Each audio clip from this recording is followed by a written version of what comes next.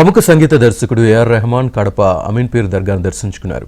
దర్గా ఉర్సు ఉత్సవాల్లో ఆయన పాల్గొన్నారు. అమీన్ పీర్ దర్గా ఉర్సు ఉత్సవాలు ఘనంగా ప్రారంభమయ్యాయి. పీఠాధిపతి అరీపుల్లా హుసేని నివాసం నుంచి వైభవంగా గంధం ఊరేగింపు నిర్వహించారు.